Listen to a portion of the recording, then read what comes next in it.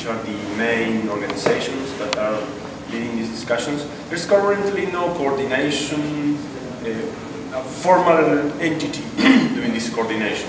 There's a security mailing list, which is within the LACNIC control, and there's also some sort of advices and SIRT group within the CGI, which is the Comité Gestor in Brazil. But there is no entity that covers the entire region yet regarding the SIRTs or the SIRTs. And there is a lot of promotion because all of us recognize that as a need, and we don't have enough SIRTs in all the countries. So probably the reason for not having yet this entity, it's because we are one step behind. We need more SIRTs to be established, and then we will realize that there are some efforts that can be, yes. Okay, because what occurs to me is that what the US is able to do, they can do because of the resources. They can put to analysis, to inspection, to monitoring, and that capacity may not currently exist at the regional level. But it still doesn't obviate, or it still doesn't remove the possibility of a discussion about how do we get to moving to that capacity or to that place of capability. And I know the discussion came up at the meeting in Brazil, Stephen, correct? Yes. About which one makes it most sense to pursue. Should we go regional? Should we go local or domestic? And it was an unresolved conversation.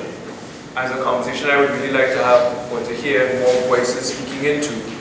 Because ultimately, if we have to, and this is why I like how the presentation went in terms of establishing the different layers of responsibility that rests with SIRTs, if we have to get to that place of effective SIRT deployment, then we have to understand where our limitations are as nation states and what kind of strength we can leverage from a region, even if it was sub-regional type move, even if it didn't in the first instance involve all of the countries, there is still a benefit to be had from moving from 10 engineers or 10 SIRT officers in country A to 20 or 50 in region A. And I think that is worthy of some consideration. Commander, any thoughts on that? Before, yeah, sorry, I don't want to be disrupted. Mike is closest to you, so yeah, just okay, Commander, then I'll take Giovanni. Well, in Belize in particular, you know, I'm on the commission, but you know, my profession is IT support. Right.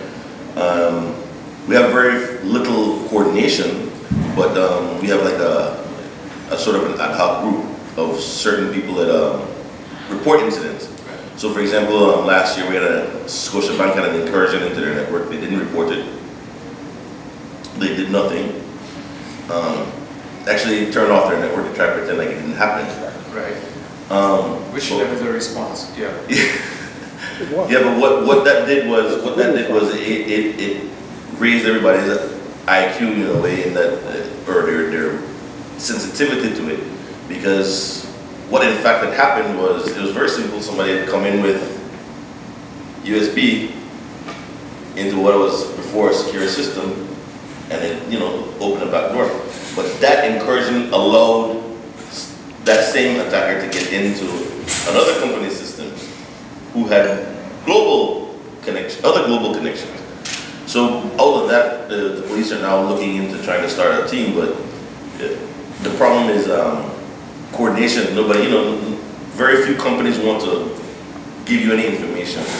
So I don't know if anybody else's experience has been that, but we are now in a position to where it looks like it'll have to be mandated by government in order to get the kind of coordination we need.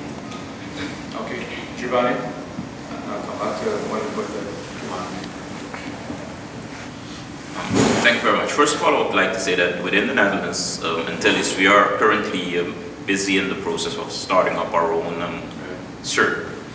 We had discussions with our counterparts in the Netherlands, of course, who are going to accessorize us to do so, GovCert and up. And also we had some actually initial talks